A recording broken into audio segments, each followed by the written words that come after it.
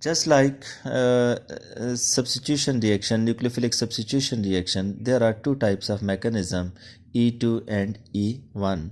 All the points are same. I have told you that E2 shows that it is bimolecular and E for elimination reaction. And here E1, one unimolecular elimination reaction. It is one-step mechanism, and E1 it is two-step mechanism.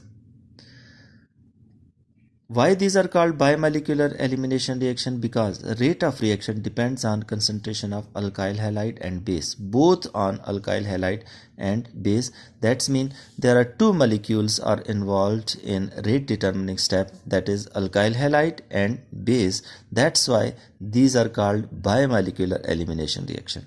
And in E1, rate of reaction depends only on the concentration of alkyl halide. That's mean only single molecule is involved in rate determining step.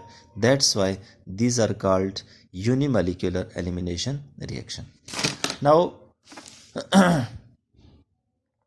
rate of reaction depend on structure of alkyl halide. Since there are three types of alkyl halide, primary, secondary and tertiary. These primary alkyl halide, simple alkyl halide, methyl halide, and then primary, secondary and tertiary. Primary alkyl halide will favor E2 mechanism and tertiary alkyl halide will favor E1 mechanism. That's elimination reaction depends on the base and also the structure of alkyl halide. Structure of alkyl halide, because E1 mechanism, tertiary alkyl halide will favor E1 mechanism and primary alkyl halide will favor E2 mechanism. Now look at the example of E2. You can see that this is primary alkyl halide. Primary because carbon atom, the halogen atom is bonded with primary carbon atom. And I have told you that primary carbon is that carbon which is bonded only with one other carbon atom. Now OH, a strong base, will remove this proton to form water, and this bond will shift here.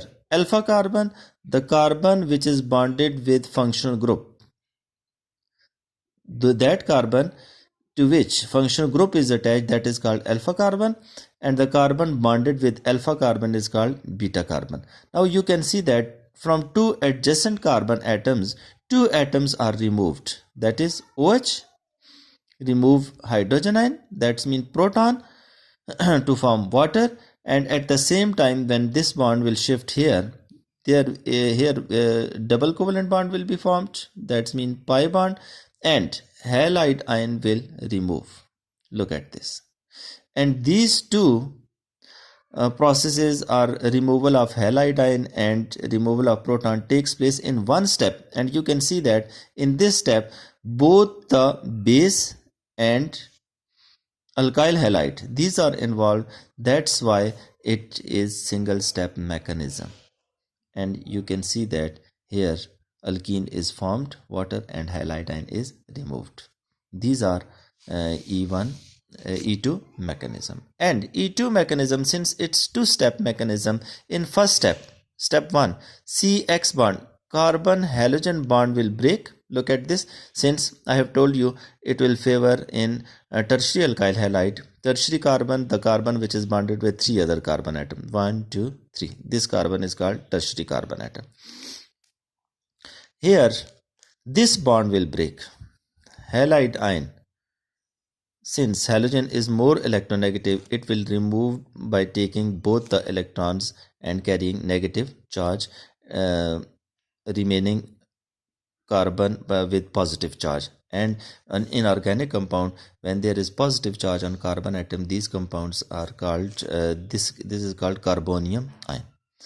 And in second step, since this step is slow step, and chemical kinetics we read that slow step is rate determining step. So in this step only one molecule, that is alkyl halide, is involved. That's why these are called E1 mechanism. It is unimolecular elimination reaction. In step 2, the base will attack on proton. That's mean any one of these carbon, hydrogen can be removed or proton can be removed from any one of beta carbon, any one of these three. Okay, when OH will attack, this proton will remove and double covalent bond will be formed here between carbon carbon atom. This is called 2-methyl propane.